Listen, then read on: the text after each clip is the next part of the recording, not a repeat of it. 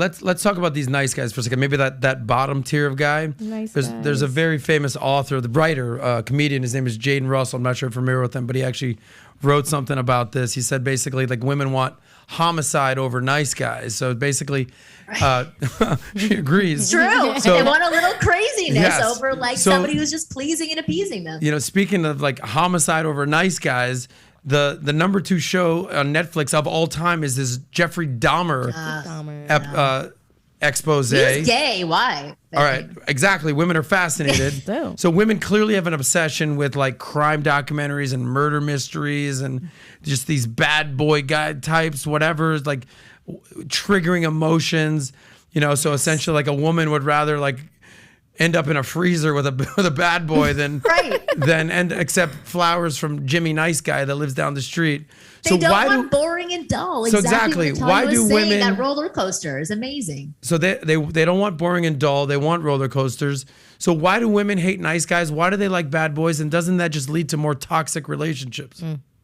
It does. But the thing is like nice is just like a nice label that people give to these nice guys so they don't feel so bad about themselves. The real nice guys are pleasers, appeasers, wimpy guys who don't stand up for themselves, very beta type men who don't really have strong opinions, who don't take charge, who have no leadership. Like it's not attractive, and it's inauthentic because they're not really being their real selves. They're holding back on who they are so that they don't ruffle any feathers or potentially lose attraction from the woman that they're trying to interact with, but they're not going to gain any attraction either because they're showing a version of them that's bland and nothing. And you've coached a bunch of these guys, Marnie? I think that's mainly who I coach. Okay, so give me an example, if you would, like think for a second of what that nice guy does that's wrong versus what that top guy would do in that exact same situation that would work better. Can you give me that example? In what situation? Make up a situation. What it's, you know. Okay, so for example, so if a guy and a girl are talking at a club, right? And a nice guy would just be like, asking tons of questions and listening and then nodding and agreeing and not really injecting any information about himself, no opinions, really not sharing much about himself because he's afraid to say anything. Putting his body language back, not leaning. We lost your mic. Oh, sorry. Yeah. Is it okay now? You're good. Yeah, so so not touching, not leaning in, not smirking, not making great eye contact. Like that's a nice guy who's sort of just like this presence that's there, but isn't really adding any value whatsoever. This girl could be talking, with a doorknob, and she would basically have the same feeling after leaving the conversation with him. On the flip side, who I coach these guys to be are more engaging guys who know how to use their body language and their tonality and their facial gestures so that they can display intent on a very low level, but at least display intent versus cutting off all sexuality altogether, touching, asking questions, listening, teasing, injecting sentences that take things to a flirtatious level where they banter using some sexual innuendo, saying things like, "Oh my God, stop flirting with me right now. That's ridiculous." Like, I mean, I have a whole program for how to go to that next level with women. But the main difference is just picture a meek version of a human being that we all know who just don't put their real selves out there and just like are blah individuals when there are real women that they're attracted to, versus this guy who values himself, values his time, is confident and comfortable saying things that may seem out of the box or a little bit crazy, but he's okay saying those things because he's comfortable in his own skin. Yeah. You want to ask her a question on that? No. Oh, no? Yeah. Okay. Have you had a situation where a guy was just too nice for you? You're like, yeah, he's just too nice.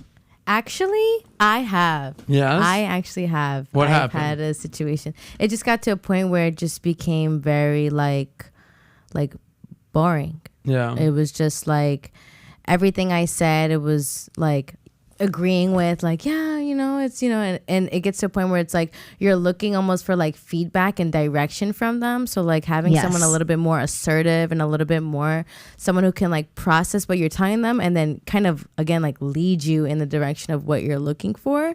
It's attractive because you look at the guy like, okay, you're receiving what I'm saying, and then you're gonna help me to get to where I want. Sometimes when you're like too nice, you walk all over them by accident, in the sense that like you're trying to respect them and you're trying to be relatable with them, and then you're just like, okay, this is boring. Like, we're just friends. And then you get mad at them, right? Don't you get mad at them too? And then you treat them even worse. It's horrible. It's awful. Yeah, you can. I wouldn't. What do you mean? You get mad at them and treat them worse? I don't get mad at them, but I get like annoyed because I'm like, I need like something. I need like you to kind of like navigate step it up. Yeah, like I need that, because sometimes when you're like so nice, it's like we're having a conversation and you become like my girlfriend at that point. It's like, yeah, girl, like this, kiki kaka, whatever. Like, hey, girl. Yeah, and it's like, girl, listen, like, don't listen to that. Like, you don't really want that. You just got friend zoned, homie. Yeah, unfortunately. But so is it fair to say? I get it. We're doing the black and white thing again. Is it fair to say a woman would rather have a bit of a jerk and an asshole versus a super sweet nice guy? Ugh. Obviously, they don't want either. I know. Obviously, they don't want either. Ask me 17 years ago. I would have given you a direct answer. I think when you get a jerk and kind of an asshole, you get a little bit of a play. It's a little bit like fun. Yeah. I think I would enjoy being around that more. In the beginning stages, I would definitely enjoy that more. Than more being of the around, asshole like, a nice type. guy.